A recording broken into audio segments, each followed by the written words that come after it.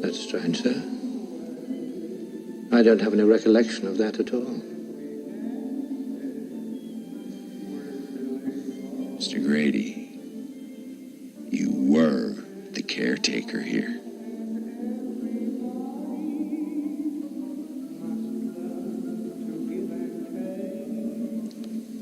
I'm sorry to differ with you, sir. But you are the caretaker. You've always been the caretaker. I should know, sir. I've always been here.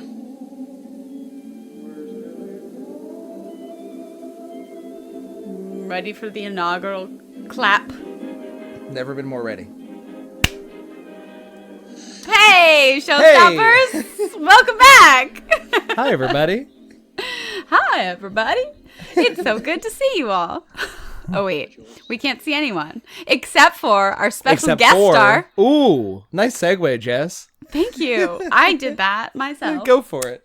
Our special guest star today is CD, but the younger version, a.k.a. Chris Damon. Ooh, glad to be back. Glad to be back. Thanks, Johnny. The only guest I will ever invite personally onto this show is Chris Damon. Yeah. How do the other guests have to be invited? Like pigeons? Well, they aren't. I've just established that. No, yeah. Oh. Well, we if ever we allow for somebody else to come in, we'll come up with a really ornate, complicated system. Some Byzantine invitation. They like some chocolate bar they have to unwrap in a certain sequence to get on. I like that idea. Yeah, but Yeah, Chris, that's kind of fun. Yeah, I like chocolate also. However, no, we wanted to have our return triumphant guest. We're doing the series of our top 5 favorite movies of all time. And Chris had previously appeared on our Raising Arizona episode, because this is a movie I cherish. It's my very favorite. And it was an old favorite of his as well. But I think the balance may have shifted for this particular episode, because the only person in the world who I'm certain loves this movie more than I do is Chris Damon. Really? You Yeah. love The Shining, Chris. Ooh, I just revealed the movie. Yeah. Oops. Also, they clicked on a button that had the name of the title. It's okay. Oh, There's no you're right. spoilers You're right. here. But wait, Chris is currently wearing a shirt. What is He this is. shirt? I'm wearing a shining t-shirt. That's so cool. Yeah. This man showed up to work today, and I saw him across the break room, and I just knew, that's why I love this man. That's why I married Chris Damon.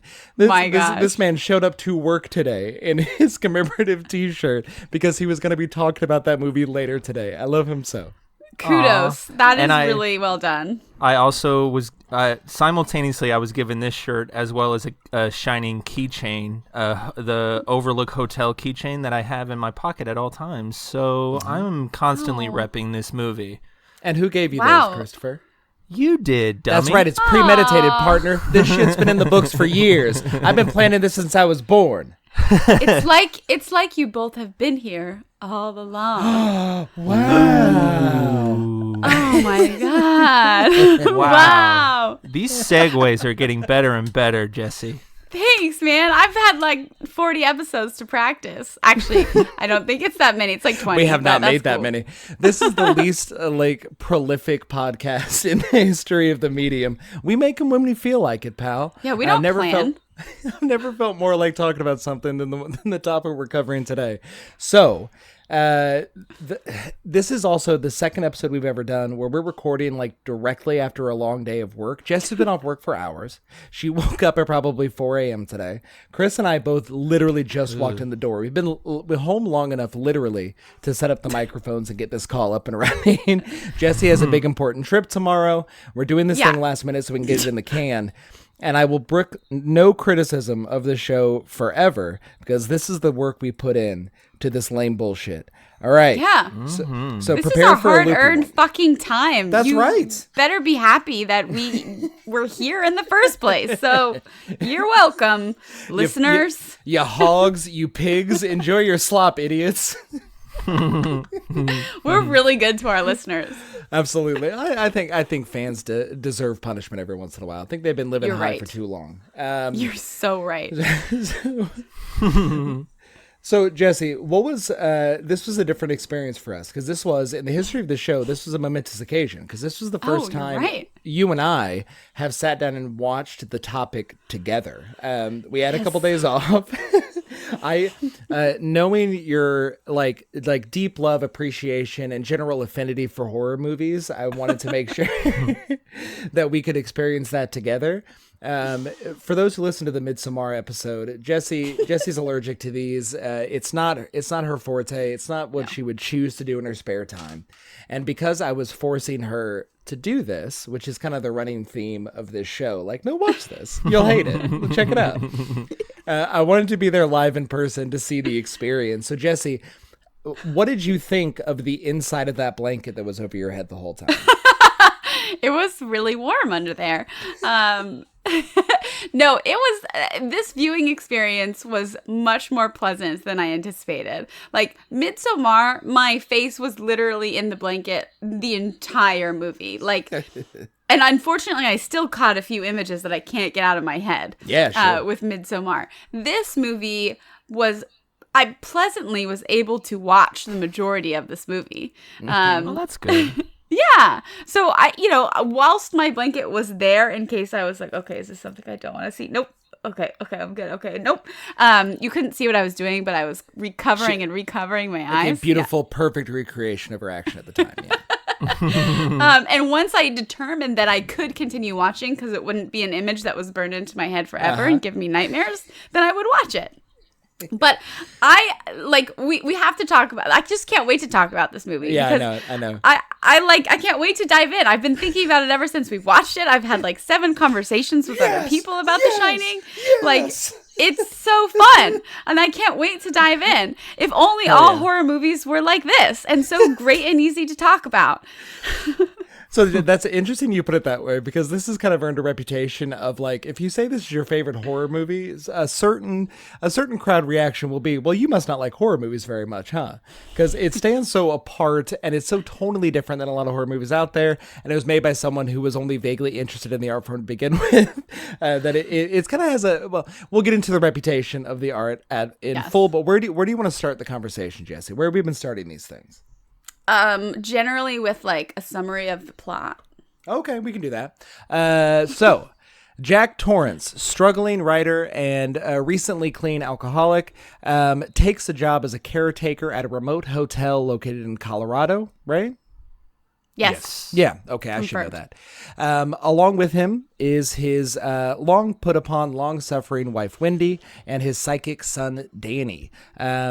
Through the course of their stay at this isolated hotel, Jack gradually unravels, gives into the demons of his alcoholism and his past, and loses control of his role in his family, and gradually attempts to dispatch of each of them. Isn't he so good at that, Chris? Like, it's incredible.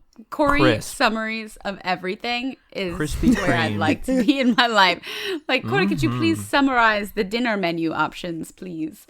Well, you're going to want to so start good. with the lobster quesadillas. They're getting rave reviews. People, we can't make them fast enough. The problem is when we put them out into the dining room, everybody else orders them. So we just have to make 5 orders at a time. I love it. Yes, that's exactly what I want my life to be. Okay, first, before we dive in, we must tell you that this is Corey's top 5 pick. It is, in fact, not mine. Aw, man. We're all over the place, bud. So I'd really love to hear, this is a movie you both really love, so I'd really love to hear about sort of your first experiences with this movie and why it became your favorite movie. Sure. And I'll start as host, but I'm going to defer part of this to my brother because the thing that kind of got me hooked on the lore, the vibe, the tone, and like the mystique around this movie, because there's a really thick one around this one, was Chris's general enthusiasm for the property. Chris is the Stephen King head of the household. He's the most well-read on all his books, stuff like that. And this is a book that I remember Chris had read when he was pretty young. He was a pretty young guy, and he showed a lot of enthusiasm for this one. And his just general fascination with it and his enthusiasm enthusiasm for any adaptation of this, including the Steven Weber miniseries, because I remember there was a lot of hype around that at the house. And in general, like his insistence on talking about it and being obsessed with it really like kind of tuned me into it in the same way that our mom's kind of general appreciation or outspokenness, like rare outspokenness about Raising Arizona was what kind of sealed the deal for me there. So it's just the kind of thing that if you were in the house around a certain age with us, it was something that was on your mind a lot. And then once I finally got the chance to watch it and rewatch it and catch bits of it on cable and have to watch the rest of it and just spending more time in the atmosphere, that's what really sealed the deal for me. Besides the fact that it's an excellent movie, it's a place where you either want to spend your time or not at all. And I don't have more fun watching a movie than I have watching The Shining. That's where I'll cut it off right there, because I'll keep going forever and I'll forget what the question was. But Chris, I want to give you a platform, buddy. What does The Shining mean to you? What has it meant historically? And why do you think this was something that kind of captured your imagination when you were a kid? I remember the first time I had heard about it was when we were living in Louisiana. I was in either kindergarten or first grade, and I kind of stumbled in with my Kool-Aid mustache into the bedroom, and Dad was watching it, and it had like just gotten on, and I remember seeing Jack Nicholson getting a tour of the place, and I was just in such awe of it, because without going too much into it, the set decoration is unparalleled, and it at a young age I was just already transfixed by the way the camera was moving, the way that it was just so serene, and I just remember with every kid you have a moment where your parents are like, "Don't watch this! Like, get out of here! We're watching a movie. We're watching a bad movie. Blah blah blah. Don't go in room 237, Danny. Don't do it." Exactly. And I was like, I want to watch that. And it was always on the back of my mind. And I remember, I think my next obsession with it came with the movie Twister, because there's a part in the near the end where they're at a drive-through, and The Shining is That's is right. on. Oh my God, dude. What? And yes, because Twister was one of my favorite movies growing up too, and that was a huge deal in the Damon household. That movie rules, and that was a huge part of our it's a legacy. great movie. Yeah, and then there's they just showed the scene. The first thing that pops up are the twin girls at the end of the hallway, and I was terrified, and I couldn't get it out of my head. And then it fast forward a couple of years, I think I might have been 11 or 12, and there was a double feature on A&E channel of The Exorcist and The Shining, and I watched both of them back to back, and it was the worst day of my life at that point, but also the best, because it really ignited. I was sort of a turning point in my love of movies, just because if someone were to put a gun to my head and be like, "What's your favorite genre of movie?" I'd probably say horror, just because it's the most entertaining, it's the most thrilling genre out there, at least in my opinion, whenever it's done right, that is, because there are a lot of bad ones but also a lot of good ones, and I feel like this is the cream of the crop. And so what else do I love about it? I think with a lot of people, and a lot of people always say that this is one of their top 10 movies. Whenever I'm like looking at Rotten Tomatoes, they always have like a top 5, and The Shining always is on the top 5. And some people just can't really give a straight answer as to why they like it so much. It's my love of storytelling, and I think the book, mind you, is very, very different than what the movie's finished product was. So you've read the book too? I've read bits and pieces of it. So for listeners, I've actually never fully read it. Man, you could have gotten away with it too. Yeah, I know. you need to tell them that. I know.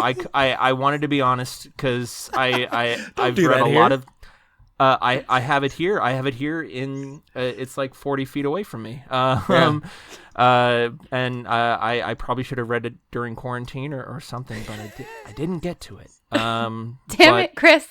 But I really can't explain. I can't give a very good reason as to why I like Right. it, because I feel like it would diminish why I love it so much, because I can't do it justice. And there's very few movies out there apart from this one that I can't really go into it much without being like I just like it. And every inch of this movie is burned in my retinas. And there was a point where I had seen it multiple times, and in high school I had rented it from Blockbuster, and I put the DVD in, and as soon as I put the DVD in, I started getting goosebumps because I was already afraid, and then like the creepy music starts playing, and I think every image of this movie is cursed in a good way. And it's masterful. And someone had quoted it once as being like an epic horror movie, and I truly believe that in every sense of the word. It is epic in its execution. And that's it. Thank you for that, Christopher. Like there are a couple things you mentioned there that I would really love to touch on. So one of the reasons I wanted to have you on here is because I feel very much the same way about the movie, in that there's something ineffable about it. There's something that if you put words to it, it kind of takes the magic away from it. But I would love to know why I love this so much, right? Because you're right that the perception of this movie for a lot of folks is there's just something about that movie, man. There's just a magic there. Be it the control that Kubrick had over it, the performances from Nicholson and Duvall, like there's something magical and evil and frightening about this movie. But also, when we have family on these things, they shake memories loose. So your recollection of this being a part of Twister is something I completely memory hold. But that's 1,000,000% a root reason why I love this movie so much, is because when a movie you love is giving a shout out to a movie that came before it, that is such like a let's open the velvet rope. Here's your invitation to the Baller Lounge movie. Like, congratulations, you've made it. So its esteem must have multiplied in my brain. That's probably a huge reason why it kind of stuck with me at first. But everything you said is true, Chris. Like, it's a weird movie to try to describe why you like it so much, because how do you describe tone? There are words you can ascribe to it. It is claustrophobic at times. It's amorphous at times. It's nebulous always. But you kind of take the piss out of it trying to put words to it. But I would like to kind of like make our way through the movie and get Jesse's impressions of it, and kind of like let's talk through it together. Okay, what do you say? Yeah. Let's go. All right. So Jesse, tell me, because we've all kind of shared our experiences so far. I would love to hear what your experience was like. Walk me through it, bud. Well, I was sitting next to you, and we were watching the movie, and I was really expecting to be really apathetic towards this movie. I was pretty convinced that it was just going to be something that went into the backgrounds of my memory, and that's it. I was pretty convinced I was going to get nothing out of you on this one. Yeah, we would talk about it on the podcast, I was and getting then worried. I would move on with my day, like I did with Midsommar. There's certain things that you just sort of say, yep, I had the experience and I'm gonna log it now. This is not that. I really enjoyed this movie. I was like, who the fuck am I? I don't like this kind of stuff. And so I think that one thing I really enjoyed about the viewing experience altogether is that it wasn't trying to like get you with horror after horror after horror, like jump moment after jump moment. It was sort of a slow burn in that sense. And it had a build, obviously, to the climactic end, but I could see the story evolving, like literally see it because my face wasn't covered in a blanket. And I appreciated the moments of tension that it built throughout. And at the end, I had so many questions. I was like, well, why? Why did this happen? And then why? Well, I don't understand. Like, how did that connect to this? And like, you and I went on a walk with the dog after Corey, and I was just like, what? I don't understand.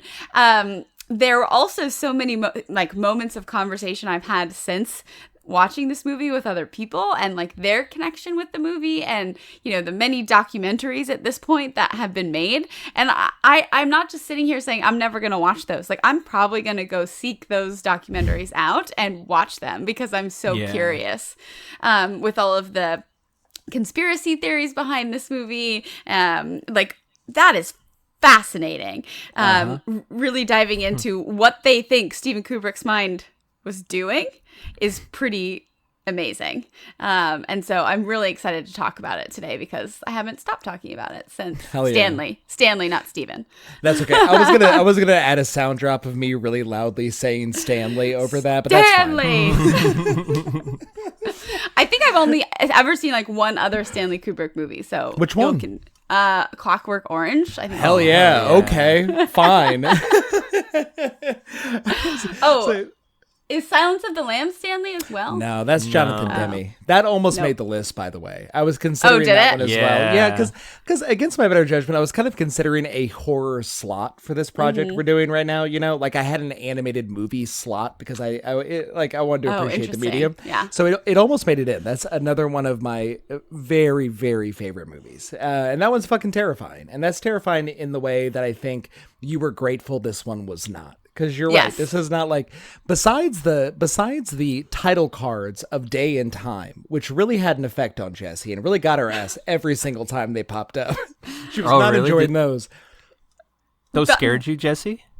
Those are like the moments of tension I'm talking about, because like every time, like Monday, Tuesday, those came up, it came right after the build of something. So you're expecting a bigger jump moment than Tuesday on the screen, And they're so anachronistic. It's just like Friday at 6. It's just because you don't, and it gives you the impression that like you don't know how long they've been there. They could have been there centuries. Which Monday? Which Tuesday? Like, how is this like 12 Mondays after they got there? Is this one Monday? Like, you just don't know. And I thought the use of that was really clever because, one, it was scary, and that was also like a mixture of the music that was helping it along, and then the moments that it was building with, but then also this idea that you're supposed to see something scarier than that on the screen, and it's I not. Think that's what makes it so effective. Honestly, is like a couple things about those timestamps is that because you had a couple of questions about that when we were on our walk in the dog talk after the movie, like what the fuck was up with that, and it helped me better understand it because I had to like reckon with those for the first time maybe ever, because you experience movies in your own way, but the timestamps just kind of they dilate over time, like they iris in. So we start with like a month-long jump and a 2-week jump, and then it's day after day after day, and they get gradually shorter intervals. And also that's, I think, what gives you that sense of growing terror, because it's all build up and it's no release. There's no relief from the tension that you feel.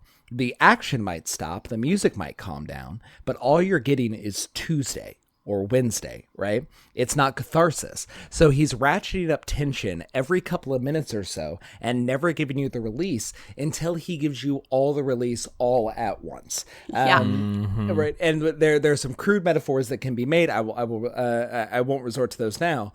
But if your brain is constantly preparing itself to be terrified or jump out of itself, and he keeps doing that to you over and over and over again, you're going to be a knot of nerves if it's the first time you've ever seen this movie before. You keep waiting and waiting and waiting, and we don't get it until the very end, and then we get all of it all at once. It's pretty cool. And it's also something that will make you go crazy. And I think it's also trying to illustrate, what the title character Jack is going through, like he can't get no satisfaction, as the man says. Yeah. So let's talk about the movie itself, because I would like to like naturally stumble upon the performances, the music, and all that. But we start with a meeting in the office, right? We start with the car, right, or the overhead view, the drone shots of everything. But we start with Jack Torrance being offered a job in a really wonderful office at the Overlook Hotel. He is warned multiple times that this is a terrible job. You will go crazy. There are many red flags. Your predecessor killed his entire family and himself due to loneliness. There is nothing to do out there.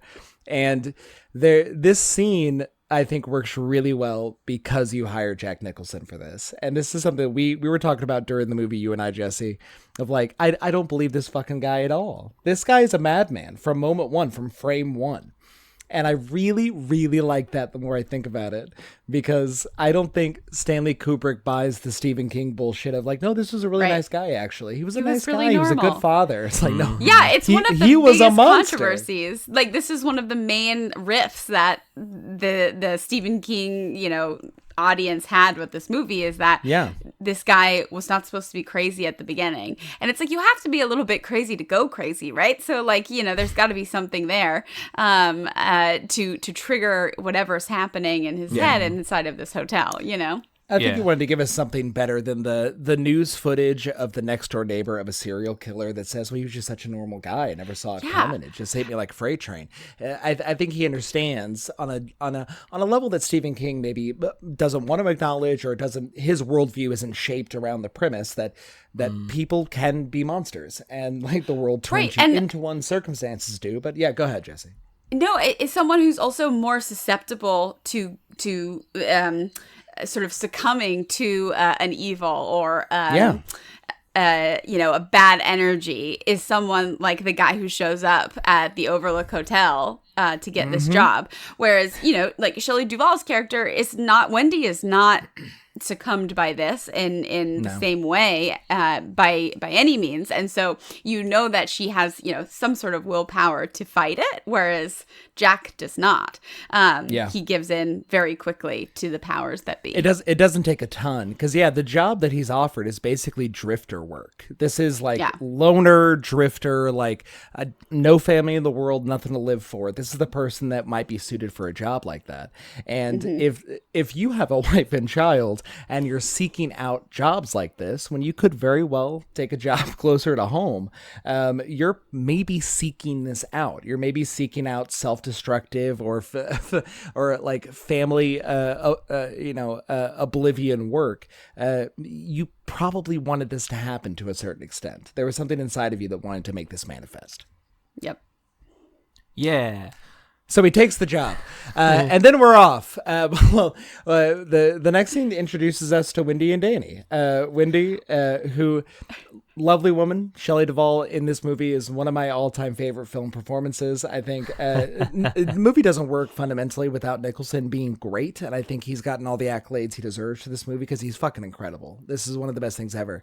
I really love Shelley Duvall in this every single time I watch the movie, and we'll touch later on what she went through to achieve the mastery in this movie. Not good, folks. But we are introduced to Wendy, who's kind of just a sweet, lovely, everyday woman without a ton of demons inside of her, and that could be blamed on maybe the screenwriting, which doesn't give her a ton because they know where the magic is. The magic is in the magic kid and the psycho dad.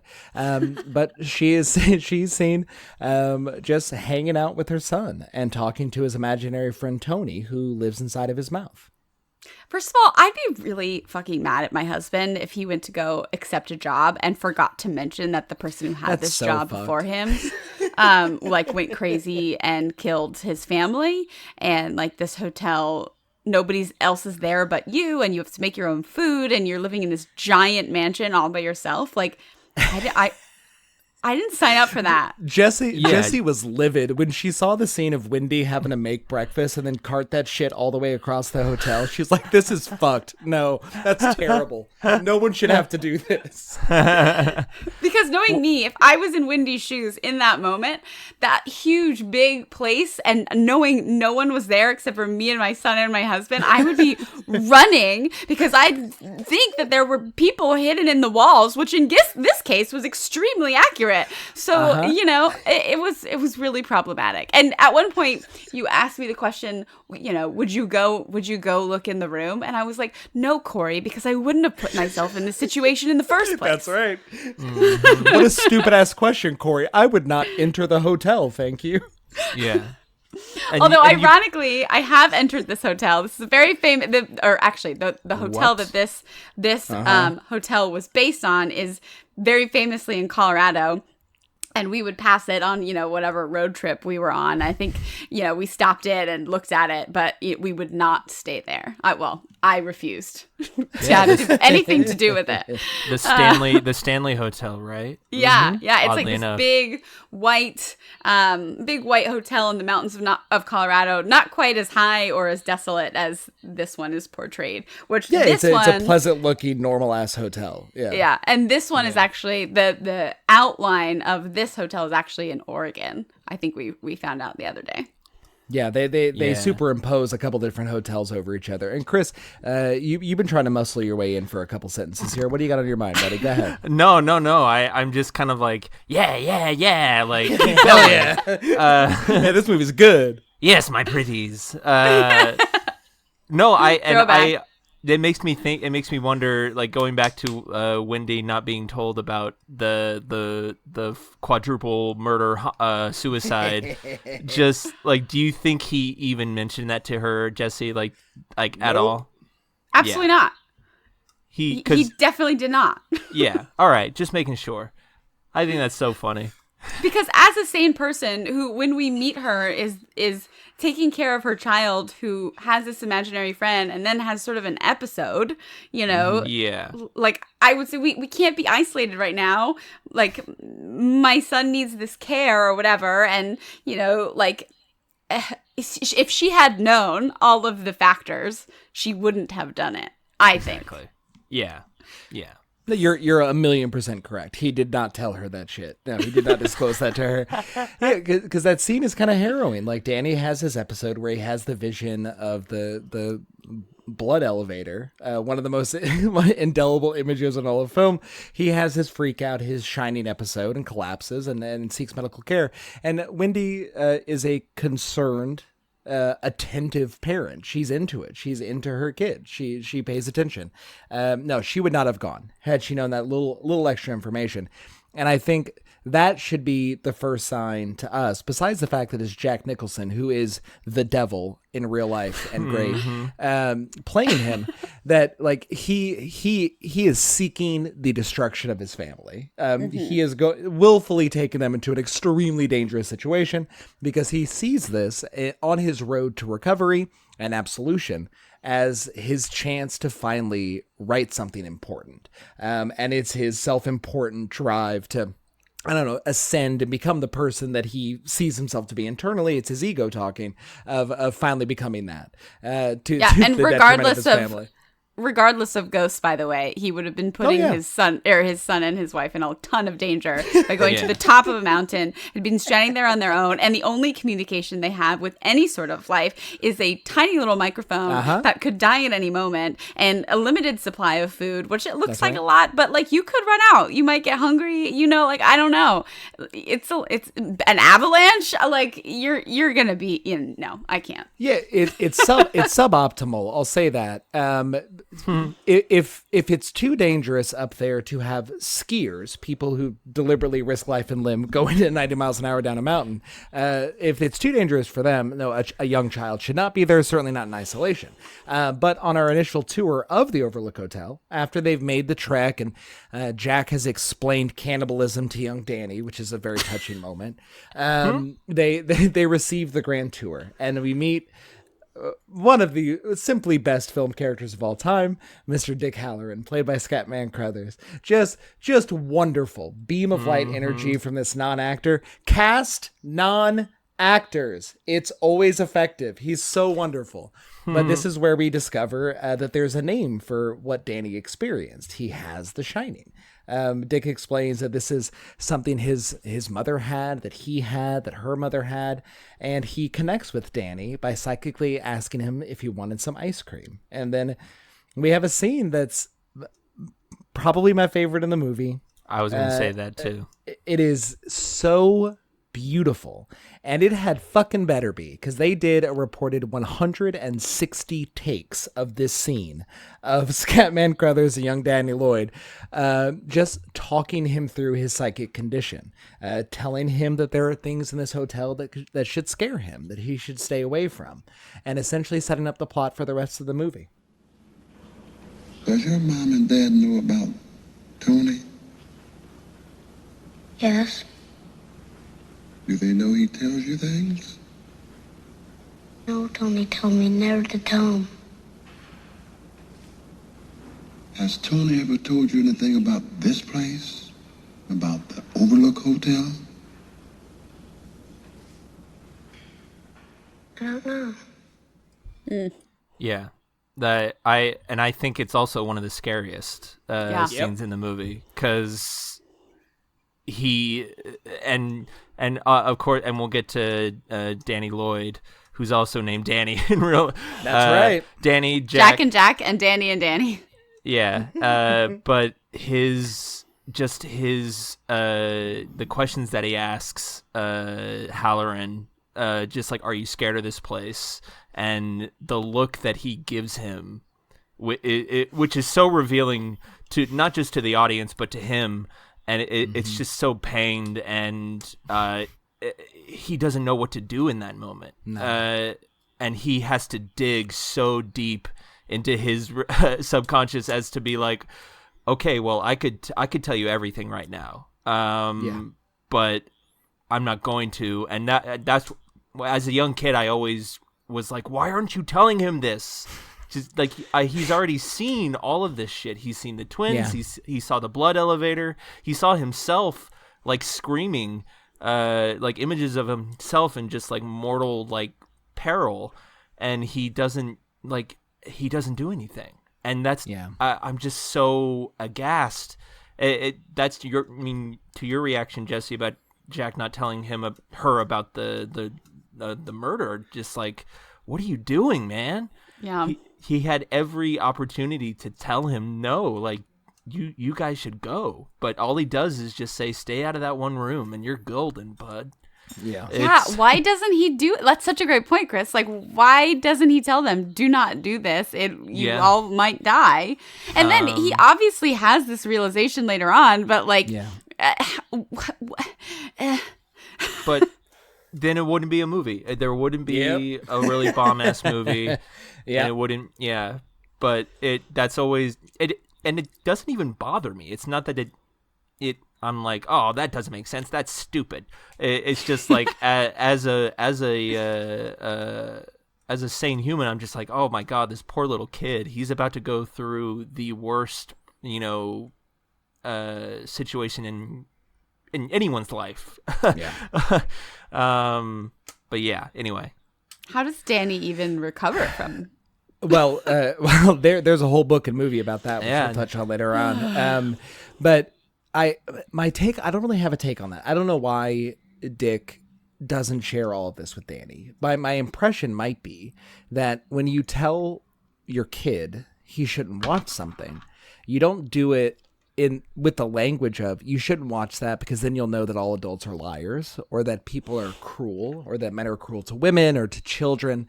You tell them that they shouldn't know that part of it. And I think what Dick Halloran is coming from is, I know this kid's brain because I've been through very similar circumstances as him. I would like to tell this kid just enough to keep him safe and his family safe, hopefully, without the added torment of explaining the details of what's happened before. Dick has spent many years in the hotel. He's probably intimately familiar with individual ghosts and specters and events from the hotel's past. He could probably share a lot of details with Danny. You can't explain in detail to children the psychic torment they'll experience if they see something.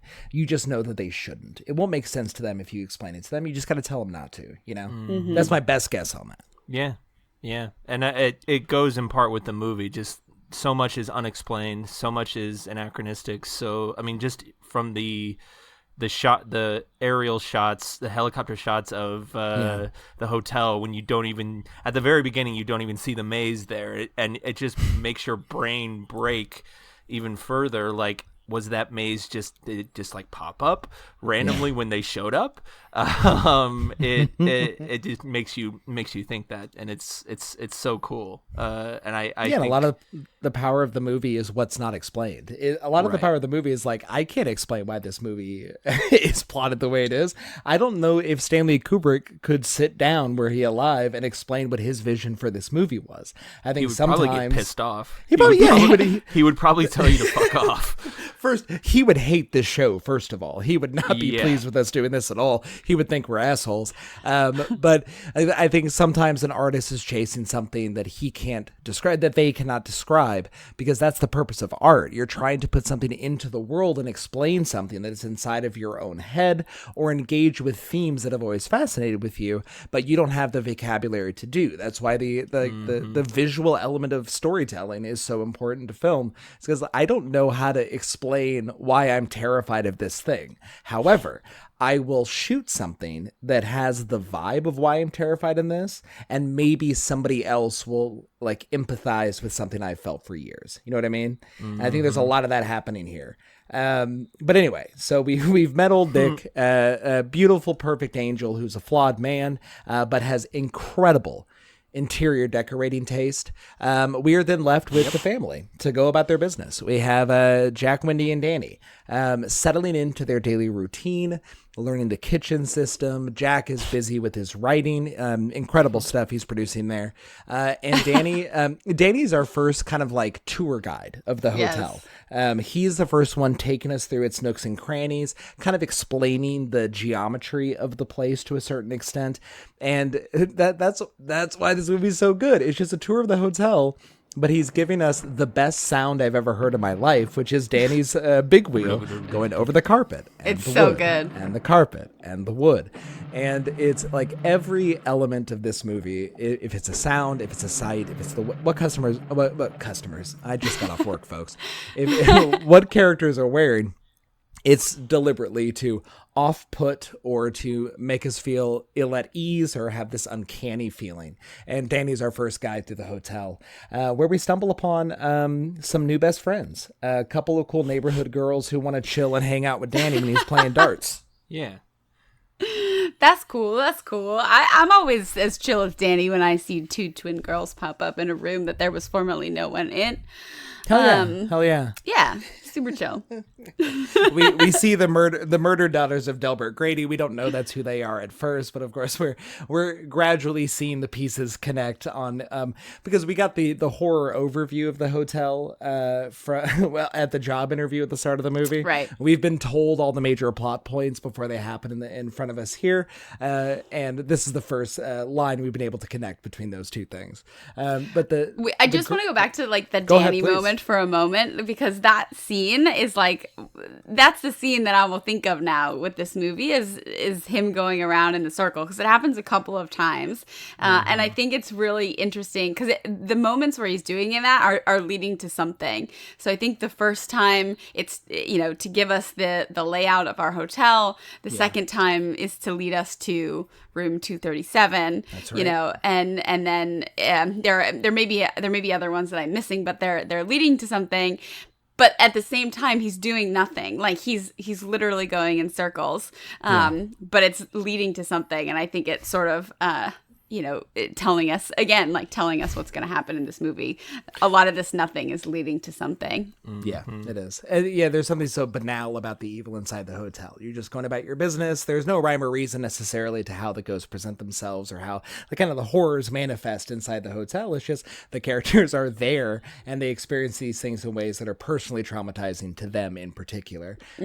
But we're gradually getting a sense that something is amiss inside the hotel. Jack is getting gradually snappier with Wendy and has a couple of lash out moments and just gradually loses his cool. So I think now's a really good time to talk about performances, folks. Let's break them down. There's a real magic show happening inside this movie. And let's start with the big man. Let's talk about Jack Nicholson. So Jesse, what is your Where does Jack Nicholson sit in the pantheon of actors for you, or what has he meant for you over the years? Well, in my favorite Jack Nicholson movie, he ends up with Diane Keaton. So Hell yeah. so that's my Jack Nicholson favorite movie. But I think the reality is this is now my Jack Nicholson favorite movie. I thought this performance was incredible, from like beginning to end. I think you and I were talking about it throughout. I was just like, he's so good. And the way he evolves as a human, like you sort of have a little bit of faith in him at the beginning. Like he's trying to do what's right for his family. He's trying to get things back on track. He's just trying to write this novel and make some money, and support his family. And then, like you hear these little bits and pieces about his character. He's torn Danny's shoulder out of its socket, and he has, been an alcoholic in the past and is now trying to quit that. And his performance just goes from I kind of trust you to like complete lack of faith. And yeah, Wendy, hit him with the fucking bat because he is loco crazy, to In the Maze just devolving to just like grunts and screams because he doesn't have words anymore because he's not human. This performance is incredible. I love it. So Hell that's yeah, my dude. take on this performance. Please tell me man. yours, both of yours. Chris, go ahead, bud. You're going to follow that act. That was really Yeah. well put, Jesse.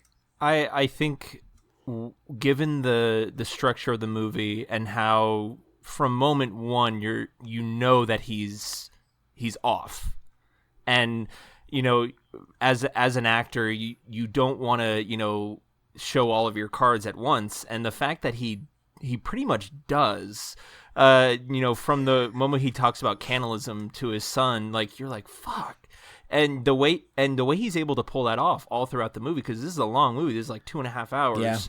Yeah, longer than I thought it was. The way he's able to maintain that level of subtlety yet like broadness is astonishing. And it you think you can't get anywhere, you can't go higher or more broad than he does, and yet he manages. It's such a subtle yet bombastic performance. It's and it's really funny because I like to look at the IMDb page trivia for The Shining all the time, because there's always new additions, but just hearing the list of actors that were passed over for this movie is really funny, because they I think Stephen King had suggested Harrison Ford for the role of Robin Jack Williams. Torrance. Robin Williams, which Stanley Kubrick was like, that's too crazy. Dial it back, Rob. And then like everyone from and then like Jack Palance was also, I think, big in the running. If you know City Slickers, Jesse, you'll know Jack Palance. I do. National in fact, treasure. No City Slickers. Yes. I love Hell that yeah. movie. I think it's Stanley Kubrick was really in the pocket with this one, and I think he knew that he had a good actor on his hands. Oh gosh. Because he's such a character, but yet he has such depth, unexplored depth, that he always was able to mine, and this one was just his playground. So it was excellent. Yeah, Fucking like man. he has these incredible little moments, like the thing that he does with his tongue, which doesn't happen until like after his character starts to like devolve. He starts like does, licking himself. Yeah, he does like this like tongue thing, and you're like, what is that? And it's him going crazy, is what it is. And it's just sort of these little indications that something is going down the drain. And the conversations he has with Lloyd, the bartender, is that his name, Lloyd? Those like sort of monologue-ish performances are so great. Yeah. Corey, I want to hear your take too. Let's do it. I just love hearing people talk about Jack Nicholson. I love this man so much. So Jack Nicholson is the closest thing we have to a real life Daffy Duck. He is one of the most astonishing actors this world has ever had. Every line he says has 5 different interpretations of it that are possible. Chris, I love what you said. He is a truly deep actor, but not the way people usually use that phrase, because everything he does, his body language is so cartoonish so often. And I think some of the scariest stuff he does in this movie, besides the Lloyd conversation, which I would do a bonus episode about the Lloyd and the Grady conversations if you wanted to, Jesse. We could do a spinoff episode of this. Yes, please. One of the scariest things he does in this movie is the fucking job interview, where he's just this pleasant, smiling man, and it's like, get me the fuck away from this guy. Absolutely not. Something is deeply wrong with this human being. And he brings, I think Kubrick was conscious of this, and I think Jack Nicholson knows exactly the type of actor he is. He understands the assignment, so to speak. He knows what energy he brings to it. And he knows exactly how and when to deploy it. So when he's sitting pleasantly in an office chair talking about why this job opportunity is so valuable for his family, and he has some peace and solitude to write, and Wendy will love the story about the axe murder because she's a horror movie fanatic, and Danny needs some time out in nature, it'll do him good, or whatever he's saying. This is the most threatening man on God's earth. He should be actually atom bombed off the face of the planet. He's a cancer. He should be dead immediately. It's just a really special actor giving a really special performance. And when Jesse, immediately, like, it speaks to the power of the movie. As soon as it was over, after giving Scotch a walk around the neighborhood, we watched Vivian Kubrick's behind the scenes making of documentary about it. It's so wonderful. Chris, I assumed you had seen this as well. Oh, this yeah, is big time. a real treasure, a little gem of Stanley just let his teenage daughter, who was also stuck at the Overlook during the filming, just kind of record and move her camera around, capturing just priceless artifacts on the behind the scenes of this movie. But Jack Nicholson preparing for the axe scene and jumping up and down and yelling the words murder, death, blood to get himself hyped up is cartoon shit, man. It's so good. Him ad-libbing the "Here's Johnny" line, just throwing a pop culture reference in there that might be the only like time-proof pop culture reference because of its place in this movie. Speaking of which, another like IMDb trivia fact, did you see this one, Chris? Was that Kubrick didn't get that reference? No. Oh, yeah, because he lives in England. Yeah. And he almost edited it out, which I think would have been a God. huge detriment to the movie. And there was another great one that the door that they got was a prop door, making it easily breakable. But Jack Nicholson is like a trained firefighter or whatever, so he would break them too easily. So they ended up having to get a stronger door for this. Yeah, murderer. they had to actually get a real door, and he. And that also was, I think at the time, like one of the world's Guinness World Record for like longest takes in a movie. And like imagine having to break like 80 doors over a course of however many weeks it took to film that scene. Yeah. Chris, And I think they filmed this over a sorry, year. They I filmed know. this for Yeah. a year, folks. Yeah. Yeah. And for context, normal movies take like 3 months, maybe. 3, like 4 months. Tops. If a movie takes 3 months, it's a disaster. It is not going according to plan. It's over budget. It's run by a megalomaniac. And we'll get to Stanley Kubrick in a bit. But what can we say about Jack Nicholson that has not already been said by Jack Nicholson about Jack Nicholson to Jack Nicholson in the mirror? I love this man so much. He's a psychopath. He's great. this performance is like if I could assign an award to a performance, it would be this one, because I don't think he actually won anything, but it was a great performance. No, it was bad for his career for a few years, this performance. Yeah, this movie was not well received. But I want to spend some time talking about Shelley Duvall. Shelley Duvall it's not the happiest story Hollywood has ever produced. Shelley Duvall, I think, lives a very quiet retirement. There was recently a piece on her in maybe the New York Times or something. I think Shelley Duvall had a fucking miserable experience on this movie. And Sounds like it. directly because of Stanley Kubrick, whose directing tactic for her, unlike Jack Nicholson, who he kind of like collaborated very strongly with and got exactly what he wanted from him. Jack Nicholson, he brings what you asked for. His tactic was to just absolutely terrorize Shelley Duvall throughout the entire Literally making of this movie. isolate her. Yeah. Yeah. I said, coach the crew not to comfort her in moments of distress, saying it's not good for her performance, isolating her, belittling her, treating her like shit. I think we talked about this briefly when we were doing the Wizard of Oz episode. It's not worth it. It's not worth it for art. Like, no one should ever be treated like that. It's an evil that comes alongside this movie that, of course, we acknowledge. That being said, Shelley Duvall, masterpiece, a perfect performance. I think there's something, I've never been able to put it into words why I like Kubrickian or Lynchian, like stilted dialogue delivery. You guys know what I'm talking about? Where it's obviously, this is the 75th take they've done at this. You know that thing where you say a word so much that it loses all meaning? Yeah. I like performances occasionally where every word is being rediscovered and it's shapeless and formless and the language is so artificial and we're just doing an impression. It's a really, really effective performance. And no one's ever worked harder in a movie than Shelley Duvall did on this one. She got the shit kicked out of her for a year, had to cry for 12 hours a day, every day. It's a miracle she made it out of this alive. And it's one of my favorite pieces of art is her performance in this as Wendy Torrance. What do you guys think? I'm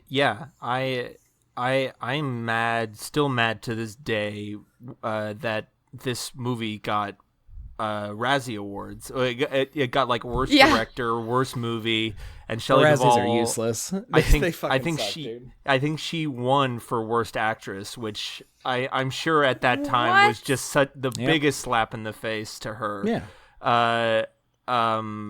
But yeah, she I think she was probably the only of all the characters in the movie. If you're trying to make peace with the book, I think her performance is the only real like Stephen King through line, because her going from this very sunny disposition, talking to the the doctor about Danny, and then at the end when she's hugging her son like as he like left the maze, just I'm actually getting emotional just talking about it, just it's really incredible. Yeah, it's so unfair how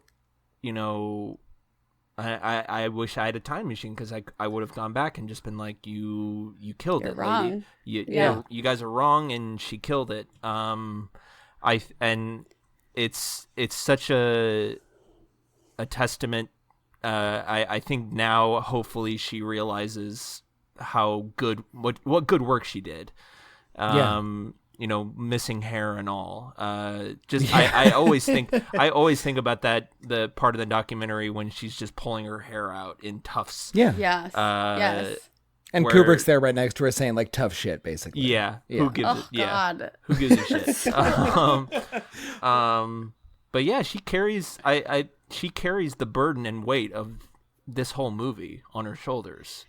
Yeah, One of the things I thought was really interesting is that you were mentioning the book interpretation, and that she was a controversial casting choice, because originally they wanted somebody who was sort of like a little bit cheerleadery or model-y, and that had never experienced any sort of hardship in their life. Yeah. So that this moment was all the more shocking for them. But I think, Corey, you and I were mentioning that like one of the things that is so amazing and real about her performance is that she is an everyday gal, she is someone who you'd see walking down the street with you. And that makes her performance all the more powerful, that she lives so well in her vehicle of art, which is her body. And she uses it, and shows us in her face, like what she is thinking and feeling, and the amount of terror that she's experiencing. even to the point of like sacrificing herself to save her son, shoving him out the window and knowing that she's probably not going to get out of that thing. And so this performance is incredible. And the fact that she had to go through so much to get to this point is to your point, Corey, not a good reflection of the Hollywood that was, and may still exist in some forms. But, I think this performance is going to stand that test and show back up in a big way for her, and has, this movie has a huge following. So yeah, God bless Shelley Duvall. Thank you for the work. It's just like thank you for the actual energy you expended here. Thank you for the whatever PTSD symptoms you probably still experience as a result of this. Like it's really so you were tormented, and thank you for the art that you gave us. It's very little, but big ups to Shelley Duvall. Love you, bud. And yeah, to your point, Jesse, it does feel like casting an ex-cheerleader type. I think Nicholson had suggested Jessica Lange for the role. Yeah, that's what he was saying, yeah. You can't give me bad Jessica Lange. I love Jessica Lange. She's an icon. But I think if the point that Kubrick is trying to make is that this monster was always here. The monster, it's not misogyny or chauvinism necessarily, but it's jilted man who thinks he deserves better. It's entitlement to a life that has gone unlived. I think a Jack Nicholson or a Jack Torrance type in this case, self-assured and begrudging of the universe, would probably marry someone meeker than him. Would probably find a doormat that he could walk all over to feel like the big man at all times. So I think like that speaks to Kubrick's innate understanding and like his direction with the actual narrative here. This is the story he wanted to tell. This man is a monster. He always was. He needed the barest excuse to put his family in harm's way.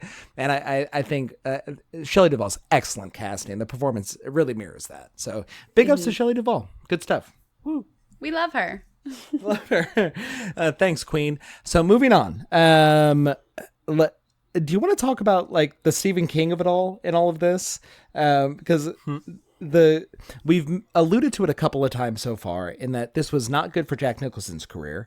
It was a disaster for Kubrick's career. The movie was panned. He had a really hard time accepting that. He retired for like 9 years or something like that before he did Eyes Wide Shut. Which is next. He did Full Metal Jacket. You're so right. Thank you. Yes, thank you. Chris is on the button over here. Thank you, buddy. Full Metal Jacket, insane movie. Jesse, I don't think you would get the same level of enjoyment out of Full Metal Jacket that you did out of this one. There's not a lot there for you necessarily, but I would love to show it to you sometime. But he only made 2 other movies for the rest of his career, Kubrick. He died like sort of young, like in his 60s, I think. Wow. But not unexpectedly necessarily. He just didn't produce a lot for the rest of his career. And it was directly a result of how poorly received this movie was. Because at the time it was being made. He only made 2 movies after The Shining. That's it. That was it. He was out. It was really hard for him to bounce back from this. Because at the time, the world was in kind of a weird place in terms of the cultural cachet of Stanley Kubrick. He had produced like a murderer's row of like all-time classic movies. Some of the definitive best works within their genre came out of this man over the preceding decades. But at the time of this movie's release, the focus was more on Stephen King than him. The cultural tide had shifted more towards Stephen King because this was his 3rd book, if I'm not mistaken, his 3rd novel. And he was just hot shit. And this book was such an enormous hit that the cultural expectation of it was, I get to see the book that was in my head portrayed on screen. So at the time, this was if David Lynch was given the Harry Potter movies, basically. This was a complete betrayal to a lot of people of this like out of left field choice for director of this property, because the director could do basically whatever he wanted to still at this point, and it felt like a betrayal to the fan base. So the immediate backlash and reaction from the Razzies of the world, from whatever the equivalent of like Ain't It Cool or fucking whatever was at the time, was a kind of a disaster. And Stephen King went on his like has been on his smug "I told you so" tour for like 30 years now at this point. Stephen King, who I admire quite a lot and has produced a lot of really striking work, fucking hated this and will carry that to his grave. Talk shit about Stanley Kubrick every chance he gets, which is hilarious.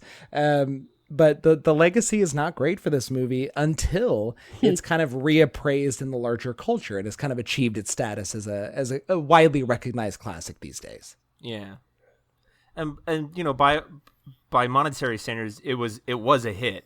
I think I remember it made a good amount of money, right? Too, but I think it was that just because it was The Shining and everyone wanted to go see it. Amazing. Corey, did I ever tell you I dressed up as Stephen King for Career Day? Oh my Did you God. really? I did. No shit. Yeah. What'd you go with? Like red flannel? What'd you do? Turtleneck? Yeah, it was the easiest thing. Hell yeah. I just got one of Dad's button-ups and jeans and a baseball cap, and yes, sir. that was it. Fabulous. Yeah. It's so funny because he was in contact with Stanley Kubrick all throughout the production. Yep. And Stanley Kubrick would call at like 3 a.m. asking him if he Do you believe in God? Yeah. Just It's the best. just bananas. It almost like Stanley Kubrick was just like threatening him, like Or like, messing with him. look what I'm Yeah. gonna do to your baby here. I'm gonna Stanley Kubrick's a shit all fucking over psycho. Yeah.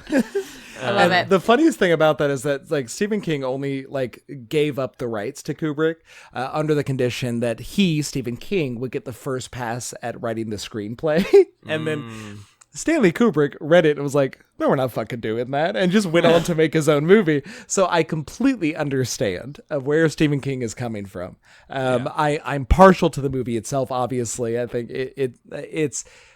it's a better expression of this concept to me than what I understand about the novel itself. But let's keep going, gang. There's more movie to discuss here. All right. There's so much more movie to discuss. I think at this point we're ready to take the turn, right? Because the turn happens in a scene that Jesse alluded to earlier. It's the scene at the bar. It's Lloyd. It's basically the welcome back, Mr. Torrance, to your alcoholism scene. What do we think of this, gang? Well, yeah, bleh. It just, well, yeah, it's one of the best written scenes I've ever seen. Incredible. Just the way it takes its time and the way that there's absolutely no music. There's not a sound. You can't, you can hear a pin drop in that hotel bar. It's and the way that he that Lloyd doesn't even say anything. He barely says anything. No. He just is just like letting him just fall down the hill, so to speak. The character reminds me of like Lurch from the Addams Family. Oh yeah, Like- big time. He's just like this silent giant kind of Yeah. thing. Women Actually, can't maybe live it's with not. them, can't live with them. Yeah, exactly. and it's so the whole time I kept wondering, like, is the alcohol real? Is it not real? Did he find it behind the bar?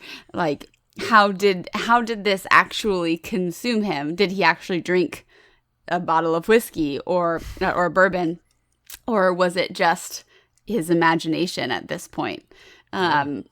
I kept take wondering is that that. he didn't. Yeah, that's my Yeah, he my didn't best take. drink is that, alcohol, right? No, Yeah. he didn't. He didn't need to, right? Because when he Right. manifests Lloyd, which is entirely from his own head, I think the hotel just kind of contours around the person that happens to be losing their mind in there.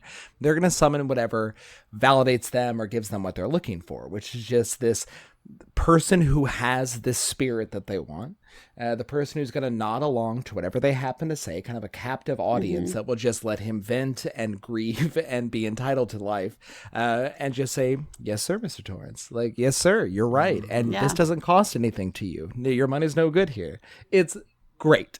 And the scene of like Jack finally looking up and smiling through his hands after ranting about wanting to sell his soul for a glass of beer. Yeah. And and just the hard about face to a smiling Lloyd on the other side. It's like, this shit, well, it's over, gang. Nice knowing you. He's around the bend, folks. Yeah, This yeah. man doesn't have the shining. This man does not have the gift of the beyond, and he's brought the beyond to himself out of his desperation. And it's then when we know that, like, well, we're in the third act, folks. Here we go. Yeah. Even the exact moment when he takes the drink and he just kind of looks up in just utter satisfaction. Any other director probably would have had music like come in that moment, would have been like, but he does all the work for you. That's it. That's just Jack Nicholson's face. It's the best special effect in Hollywood. That's all you need. Yeah. Exactly. Yeah, because the what he's conveying in that is like, well, this is what my family doesn't give me. This is what I am owed in the universe. This is what I've been striving for. This is what I deserve. And he's got what he wanted. And once you have the thing you want, the things that aren't giving you what you want or have refused to give it to you in the past, they become extraneous, and they're just, they don't need to be there any longer. And he goes about that pretty shortly. But it's around this time also that Danny finally reckons with Room 237. He had been warned against it by Dick Halloran. He makes his way out of curiosity into the sickest bathroom of all time, like extremely cool bathroom. And we only see later on that he's witnessed kind of a cosmic horror. A woman has tried to strangle Danny. He shows up after a pretty terrible fight between Wendy and Jack in the Colorado room. I think is the name of the room.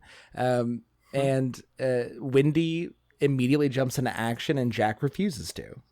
Jack has made his decision already. He's made peace with the hotel. He's part of the hotel at this point. And then that's when we see the evil come out. Mm-hmm. He literally makes out with it. Yeah, Jesse, what'd you think of this scene? I didn't see a lot of it, Chris. But I will tell you that this was definitely probably maybe this like the scariest scene of the movie, I would say. Like, it's the most supernatural. And apparently what I was reading is that the book is a little bit more supernatural than the movie itself. Yeah, but the supernatural stuff, I can't with it. So I didn't see a lot of it. I saw the beautiful girl turn into the dead body, and then like that's about it. So I got the gist. I understood what I needed to understand about it. Well, that old woman's cackling will stay in my brain like till I die. Yep.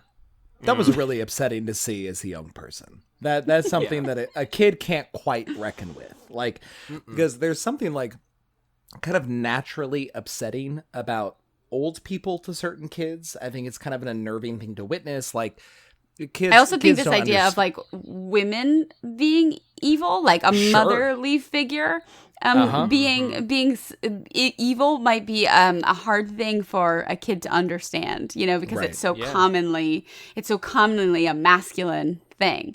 And in this case, it's associated to something that's supposed to be comforting and loving. Danny probably knows like all of 4 women in his entire world, and I'm sure that he, being a sweet child, they've all doted on him and been the doctor, his mother, a teacher potentially. Like his framework of women is probably all very matronly, all very motherly, and it's a real like kind of like elemental betrayal of a kid's psyche for like particularly an older woman to be decayed and violent. Yeah, you're right.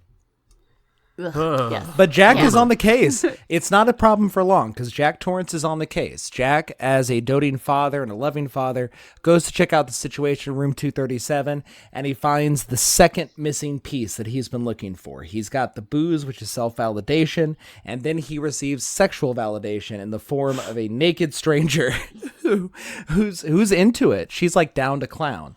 That woman, of course, turns into an older, decayed body floating in the bathtub. We cut back and forth, which is really, really beautiful filmmaking. Just like I know that the audience understands that he is now hugging a corpse. However, I would like to show her in the bathroom a few more times while the music swells up to really get the point across. But yeah, that's upsetting. Seeing a naked old woman. That was the first naked old woman I've ever seen in my life. Now there are countless, just scores of them. no. But to see a body like that's necrotized inside the water is really deeply unsettling, and it's an image that's in such stark contrast to everything else we've seen, because it's all been so metaphorical. It's all been like the blood elevator, which is silly in a certain way. You know, it's so over the top and grandiose that it doesn't necessarily connect on an elemental, like, biological level.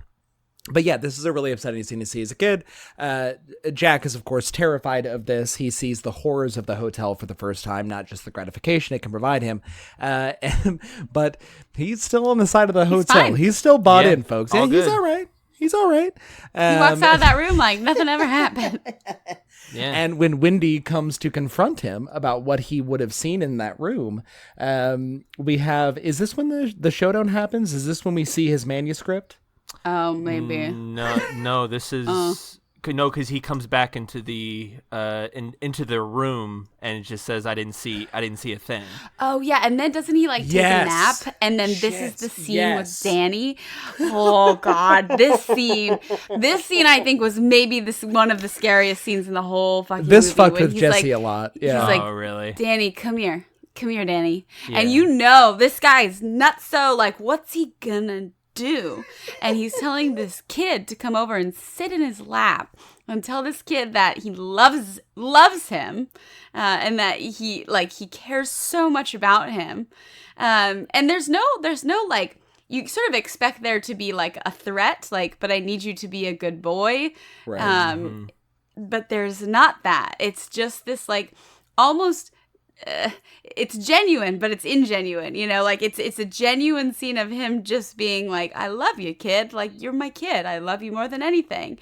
Right. And in reality, like fast forward a couple scenes, he's in the bathroom and what's his face is like, Grady is like, did you do what you needed to do with your wife and your children, you know? And you're like, whoa, what is happening? But that scene, this scene- oh Yeah. God. It takes on new meaning each time I watch it, but like you hear stories, if you hear accounts of like abusive parents or abusive partners, one of the powers in that dynamic, in that relationship, is the abuser's ability to kind of spackle over the cracks, is to have their and episodes bring 'em back in. and bring them back in and apologize and say, no, it's an expression of my love for you. You know, I would never actually hurt you or your mother, right, et cetera, et cetera. And it's a really But we see unnerving that scene. again, actually. We see him playing that same card again after, and I'm fast forwarding, I'm jumping just a bit. Fine. But That's fine. when he's dragged into the pantry and she's locked him in, he's trying to do that to Wendy. He's trying to say, sweetie, honey, baby. And he knows, like, you see him say, I know what I'm about to do, and I'm going to try and manipulate her emotions. And it luckily does not work on Wendy, but it's pretty manipulative. It's pretty awful, and you know, it's And it's a just real a life vague, thing. it's just a vaguely heightened version of the real life thing too. There's Yeah. nothing supernatural about that conversation. It's just No. that you're the child. You have no power in this room right now. You need to come forcibly sit on my lap to be controlled by me physically while I explain that I would never hurt you physically. That is some real life terror shit in the middle of this movie. But at this point, I think we got to keep going here, folks. We've really covered some time here. We got a lot of scenes left to hit, right? So I might get Good one. we might get the order a little bit messed up on this, but at this point, Wendy has tried to radio out to the park rangers, letting them know that that they haven't gotten connected to the town in a long time. She's reaching out for help. At the same time, Dick Halloran has kind of shown into the hotel, has connected with Danny and seen some of his trauma. So he calls into the radio rangers and he's trying to get some help up to the hotel, but eventually decides to start making his way to the hotel. So help is on the way. But at the same time, Wendy, having been through so much already, is looking for Jack in the office and finds the manuscript he's been working on. And Jesse, did you know what you were about to read when we were watching the movie? No, I had not. I didn't have any frame of reference for that. That's so cool. That's so cool. Because that's become such like a thing, such a catchphrase. All work and no play makes Jack a dull boy. And I'm very glad you got to see that for the first time, and I was with you on that one because it's unnerving. What was your impression of that? What was your immediate reaction to that? oh shit. Like, that's what you think. And that's what she's thinking. She's like, what the hell? Like, has he been doing? He's literally, like, I've literally tiptoed past this room and this is what he's doing. So like, there's that element of frustration, but there's also like, I can no longer trust this human. This human is no longer the person that I know or ever knew. And I have to use this bat in my hand, the human is gone, and I have no idea for how long. I can't account for how long he's been missing. She's looking through what is weeks of work in real life of the immaculately Hundreds. formatted and typed hundreds and hundreds of pages. Yeah. The formatting choices, I was like, what? It was It's all the like paragraph Psychosis. breaks, yeah. Yes. It's the paragraph breaks that do it for me, honestly. It's that Yeah. he had different intention on each page. Yes. He thought he was expressing different He thoughts. thought he was writing something. He thought, like, that's the other thing too, is like, you think about what he was thinking when he was writing that. Did he know he was going crazy, or did he actually think that he was writing something meaningful? That's another scary part of this, is, does he know? Yeah. It's Yeah. so crazy. And it further expresses that, like, we don't know the scope to which the hotel is controlling this man at this point. Right. We don't know their designs, what their tools are. They don't know what their ultimate goal is in all of this. It's just the dissolution of this family, so far as we can tell. But it's a very good choice. All credit to Stephen King on that one, because that's a book thing, if I'm not mistaken. So that is a deeply unnerving thing, but it's become kind of like a catchphrase at this point. So I was glad to you got to see it through fresh eyes. So anyway, Wendy discovers a manuscript. She is holding a baseball bat, thank God, because Jack discovers her discovery and starts trying to calm her down and talk her off the ledge when she is very frightened. And they make their way gradually up the staircase for a very, very terrifying conversation. What do we think, gang? It's awful. I hated it. In that I loved it. It was very well done. Yeah. The build was definitely there. Gosh, you're just wondering the whole time, what is this? Is he gonna use the force and the axe is gonna appear out of nowhere? Like, that's what I kept thinking, is like, when is the axe gonna come? Because those are the little moments that I know about or know of this movie, and I'm just waiting for it to show up. And I'm like, is this the moment? Is this the moment? And turns out Wendy gets some here. She gets a little action in terms of she gets to knock her husband out for a quick second. She sure does. And at this point, Jack has met Delbert Grady on one of his sojourns to the Golden Room at the bar. He takes a piss break, and has my favorite conversation in a movie, in any movie of all time. It's the Delbert Grady conversation in the stark white and red bathroom. Ugh. Very unnerving, very out of touch with the rest of the design elements of the hotel, but very good choice. Delbert Grady explains dispassionately what he has done and what Jack needs to do. Jack discovers what will give him absolution and make him whole. Delbert explains in pretty chilling detail how he had a problem in his family, but he corrected it. Really good. Man, this movie is good. Ooh. Okay, so that's excellent stuff. Delbert Grady, not good. Delbert Grady is fully canceled. But now we're off to the races. So after dispatching of Jack on the staircase with the bat, go Wendy. Wendy then drags his ass into the walk-in pantry where Jack is completely locked in, and we get a little bit of a like a bottle episode with Jack in the middle of the movie. We see that he's been there for a certain number of hours. The thing I realized for the first time this time around is that he's sleeping on a big bag of rice when he wakes up, and he's eaten. He's eaten. There's like an open jar Oreos, of peanut butter and like peanut Oreos. butter. Yeah, exactly. Rice Krispies. Yeah. He basically has the Lindsay Lohan diet from The Parent Trap. So respect to filmmaking. So Jack is awoken after failing to convince Wendy to let him out of the pantry. Wendy terrifyingly backs away from the door, doesn't let him out. Go Wendy. Wendy, you're a hero. You're a goddess. I love you. He is released from the pantry by who we can assume is just the voice or the spirit of Delbert Grady, giving him permission and instructions to carry out the rest of his task. And then we are off to the races, folks. And basically, if you don't do this, have failed. Yeah, Jack's got a new boss, folks. Yeah. So this is when the movie fully transforms into like panic attack mode. This is when we finally start to get the release to all that buildup the movie has been building towards this entire time. We see a lot of moving pieces. We see, of course, Wendy and Danny hiding from Jack Torrance. We see Scatman Crothers making his way gradually after talking to Duke from the Rocky movies. Rest in power to Apollo Creed's trainer. Oh my gosh. What am I saying? Yes. I always forget he's in the movie. And it's always a lovely surprise. R.I.P. to a king. We see all these moving pieces. Can we just talk about that for like a quick moment? This of course. guy flew in from another state. From Florida, Drove in a storm. And Colorado snowstorms are no joke. No joke, and folks. He gets to this gas station or wherever and then gets in this thing that is like you can climb a mountain in it, I guess. And Snowcat. That's right. Snowcat in a crazy storm. Like, oh my gosh. And then I just have to say it. And then he shows up to this place where he is, knows what's probably happening here. Yeah. With no protection? Yeah.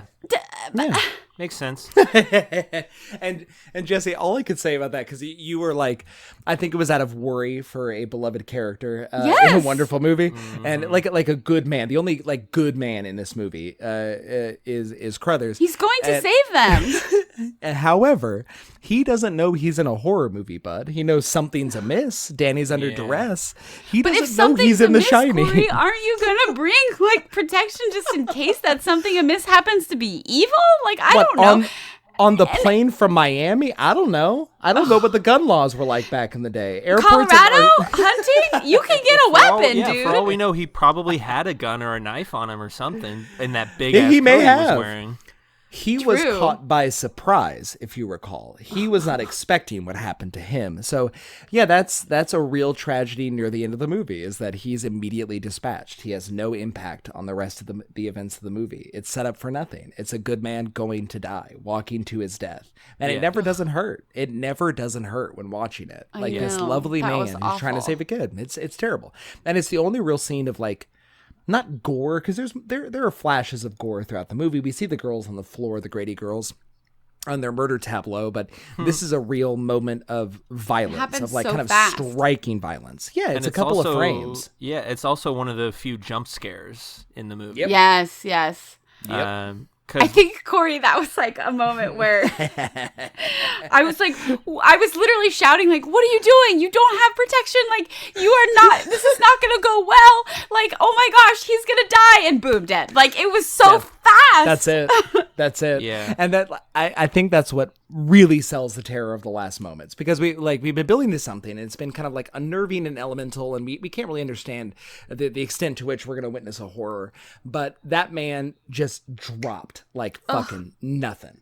It's like, this is hopeless. They are doomed. And it's only through, the resiliency of Wendy Torrance, one, and her refusal to die at the hands of her husband. Great stuff, Wendy. And Danny's connection to the beyond, Danny's communing with the ether, that they're able to get out of that situation. So Wendy finds herself locked in a bathroom. She lets Danny out the window. She's too big to fit herself.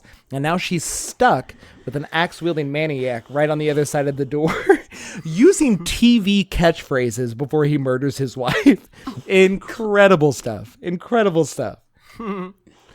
I would have lost a limb to get out of that window. Like, she could have tried a little bit harder. Yeah, she could have chewed her leg off if it was stuck in that bear trap. Yeah, it's kind of strange to think of like the thinnest person you've ever seen in a movie. Being stuck in a window.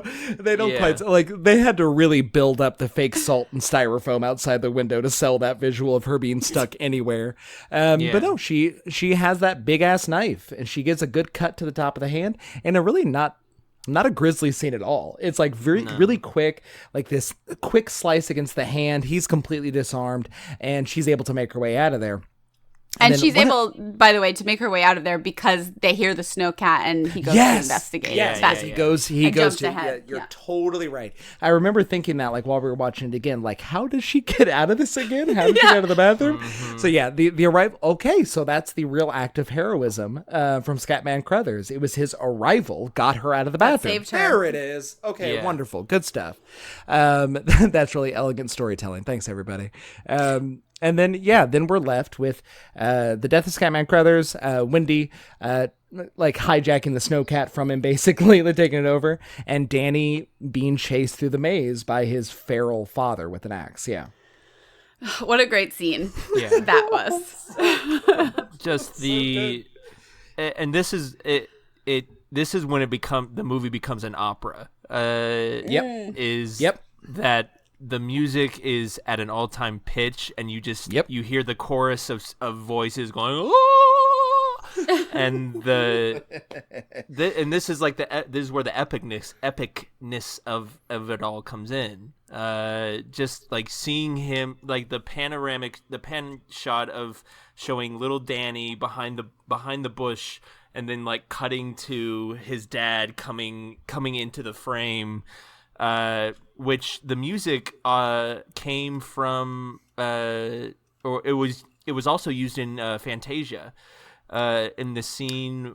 Oh, No way. shit. Yeah, the dinosaur, the creation of, or the No way. the extinction of the Okay. dinosaurs.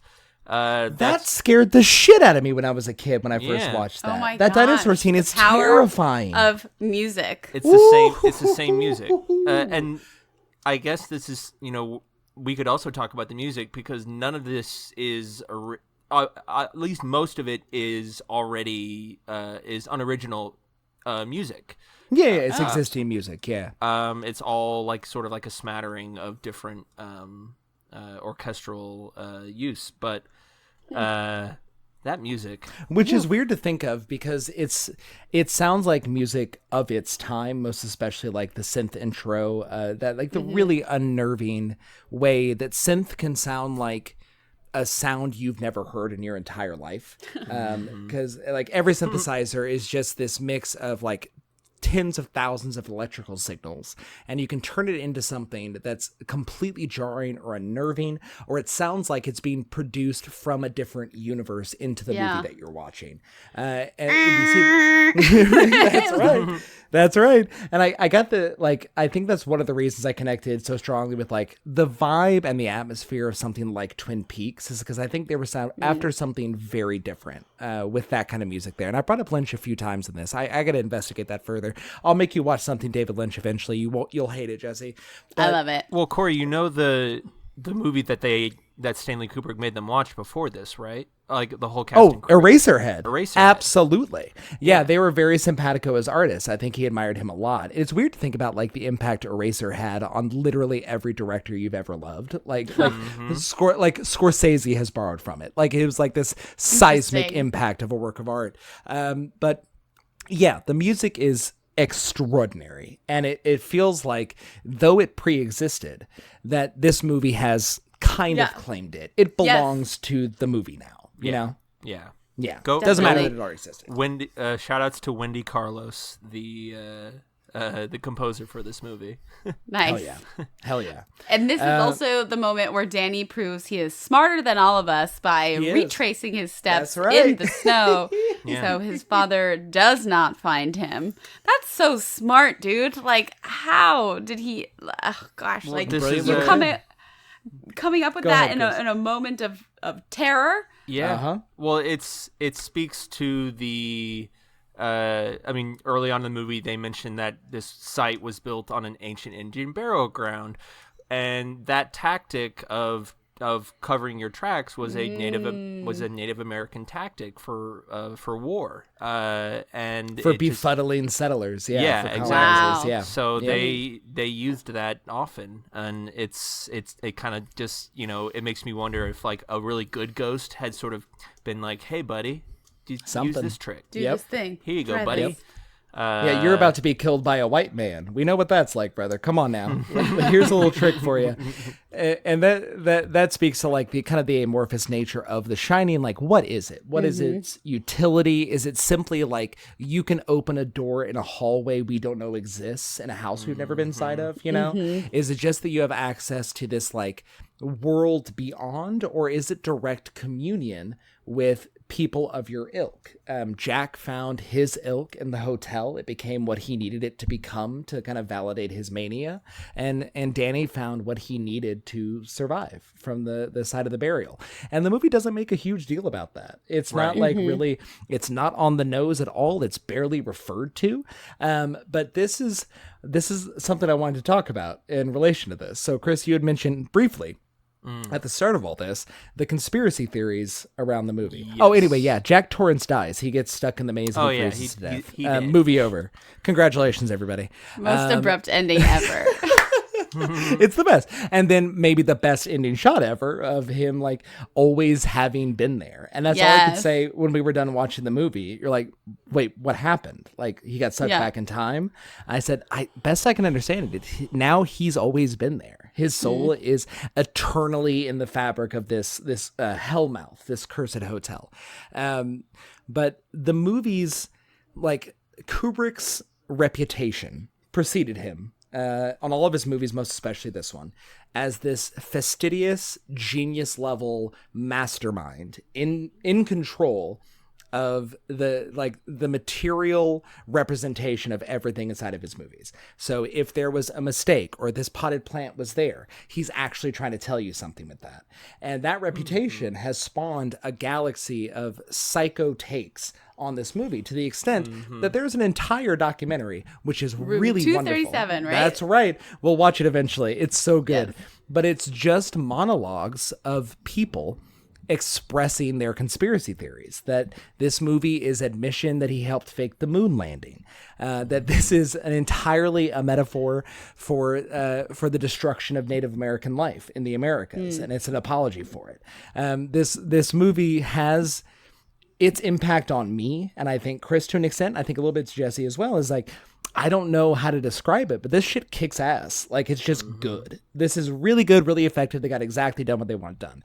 But there's something about the combination of the very precise filmmaking, very deliberate filmmaking, and its a failure to explain itself or unwillingness to explain itself that lets a certain type of mind just completely spin out of control. Yeah. It's like this disruptive force for a certain type of movie watcher. And that makes me like this movie way more. Just the fact that it can have this kind of impact on people. Like art can fuck up a person's brain, and it has to so many people. That's cool. Yeah, this movie definitely fucked me up. In good and bad ways. We hope so. Yeah, exactly. Yeah. And it makes me wonder if Stanley Kubrick, because 2 years before this movie came out, Halloween had come out, and so like horror was like the big thing, and he probably wanted to, was like, okay, here's the real shit. I'll show you this. Exactly. Right. I think it's also like Stanley Kubrick has what seems like a more like Lovecraftian approach to horror. Like horror is in the undefinable, the indescribable. There's not a lot of power of assigning an image to Cthulhu. It's describing the mental impact something like that can have on the human psyche. It's alluding to it. It's hinting at it. And it's very novelistic because you're letting the audience fill in the blanks. You're letting the audience write the story themselves. And it doesn't always work. You can't always terrify with suggestion. It takes more than I think people give it credit for, but this movie absolutely does it. Yeah. Yep, I agree, and I love this idea that it's the heady nature of this that makes it the most scary, because what you're seeing on screen, it's not super bloody, gory, crazy. It's really what's happening in your head. Yeah, that's it. Hey Jesse, all right, folks. Oh, go ahead. First, before we finish, Jesse, what'd you think of the bear going down that guy in the room? Yeah, what'd you think of that? Did you like that? Corey, do you remember what I was doing during that moment? Jesse, the movie did not have her full attention. We'll say that the moment Jesse. It had my full attention. Okay, sure. However, there was I saw like something like moving off in the distance in that shot, and like it was like moving up, and I thought it was like a supernatural creature like rising from the dead. I actually thought it was like a dead body like coming back to life on the bed. Yeah. And I quickly went and like covered my eyes, and then I didn't see much more of it, but I have since seen the image of it being a guy in a bear or someone in a bear costume and a dude receiving a blowjob. Ghost job. Yeah, Ghost that's right. job. Well, I want to know, what do you make of it, Chris? Like, tell me. Well, it goes back to when I first saw the movie, because I saw an edited version of it, and I had no idea until I saw it on DVD. I was like, oh shit, that's what he was doing? Yeah. Yeah, because like that scene is cut to shit on TBS at 2 p.m. That is a very, very different third act of that movie. Yeah. And yeah, it's like that's so much more unnerving than some monster coming up from under the bed. Right. We've seen that a million times. Monsters aren't scary. What human beings are capable of is scary. And that's such... I think that sticks with a lot of people. I think obviously it stuck with all three of us, but it's just something that's just slightly off. It's just slightly off. But two guys like touching each other's wieners, pretty normal at this point. It was pretty normal back then. A guy in a bear costume, that was just off Weird. enough. What Yeah. was like in the conversation publicly that's an image that's gonna last for a long time.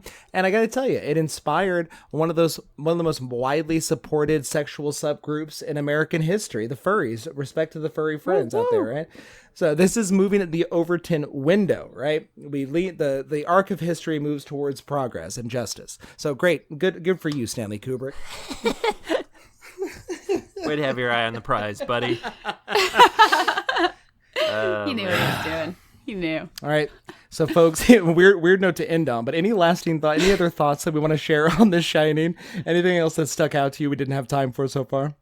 I think I can confidently say this is gonna be, and I feel very strongly about this, the only scary movie I will ever love.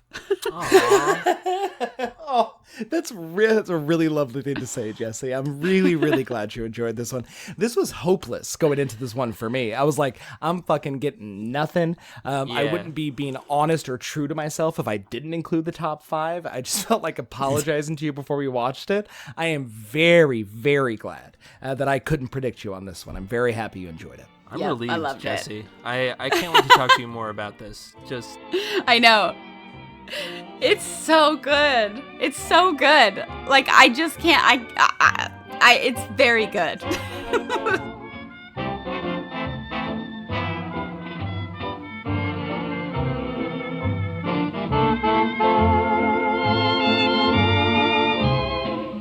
Midnight, were the stars and you.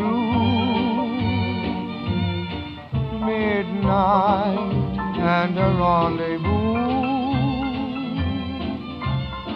Your eyes held a message tender, saying I surrender all my love to you. Midnight brought us sweet romance.